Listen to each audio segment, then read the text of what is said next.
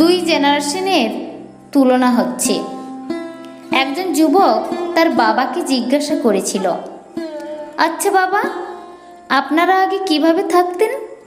তখন তো শীততাপ নিয়ন্ত্রিত যানবাহন নেই, ওয়াইফাই নেই, কোনো ইন্টারনেট নেই, কম্পিউটার নেই, অনলাইন শপিং নেই, টিভি নেই, মোবাইল ফোন নেই, শপিং মলও নেই, মাল্টিপ্লেক্স নেই, কিছুই তো ছিল না। তাহলে কিভাবে থাকতেন? তার বাবা উত্তর দিলেন, ঠিক যেমন তোমরা এই প্রজন্মের সাথে জীবনযাপন করছো, আমরাও আমাদের প্রজন্মে জীবনযাপন করেছি। এখনকার দিনেও তো কোথাও কোনো প্রার্থনা নেই, ভক্তি নেই, সমবেদনা নেই, সম্মান নেই, কোনো শ্রদ্ধাবোধ নেই, কোনো চরিত্র নেই, কারো লজ্জা নেই, বিনয় নেই, সময় পরিকল্পনা নেই, খেলাধুলাও নেই, আর পড়াও নেই। কিন্তু আমরা যারা 1940 থেকে 1980 সালের মধ্যে জন্মগ্রহণ করেছি তারাই ধন্য। আমাদের জীবন একটি জীবন্ত প্রমাণ। স্কুলের পর সন্ধ্যা পর্যন্ত খেলতাম। আমরা কখনো টিভি দেখিনি। আমরা প্রকৃত বন্ধুদের সাথে খেলতাম, ইন্টারনেট বন্ধুদের সাথে না। আমরা যদি কখনো তৃষ্ণার্ত অনুভব করি, আমরা বোতলের জল নয়, কলের জল পান করি। আমরা কখনোই অসুস্থ হইনি, যদিও আমরা 4 বন্ধুর সাথে একই গ্লাসে জুস শেয়ার করতাম।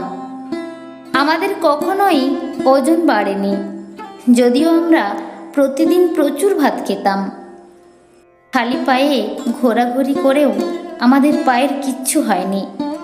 আমাদের মা ও বাবা কখনোই আমাদের সুস্থ রাখার জন্য কোনো সাপ্লিমেন্ট ব্যবহার করেননি।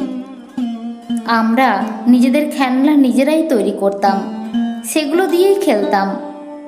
আমাদের বাবা মা ধনী ছিলেন না, তারা আমাদের ভালোবাসা দিয়েছেন, পার্থিব উপকরণ নয়। আমাদের কখনোই সেলফোন বা DVD player, Xbox audio game, ব্যক্তিগত কম্পিউটার, ইন্টারনেট চ্যাট এগুলো ছিল না। তবে আমাদের প্রকৃত বন্ধু ছিল। আমরা আমাদের বন্ধুদের বাড়িতে বিনা আমন্ত্রণে যেতাম এবং তাদের সাথে খাবার উপভোগ করেছি। আমরা হয়তো কালো এবং সাদা ফটোতে ছিলাম, কিন্তু সেই ফটোগুলিতে রঙিন স্মৃতি খুঁজে পেতাম। জানো তো, আমরা একটি অনন্য এবং সবচেয়ে বোধগম্য প্রজন্ম, কারণ আমরাই শেষ প্রজন্ম যারা তাদের পিতামাতার কথা শুনেছে, আর প্রথম প্রজন্ম যাদের সন্তানদের কথা শুনতে হচ্ছে। হ্যাঁ, সত্যি আমরা একটি সীমিত সংস্করণ।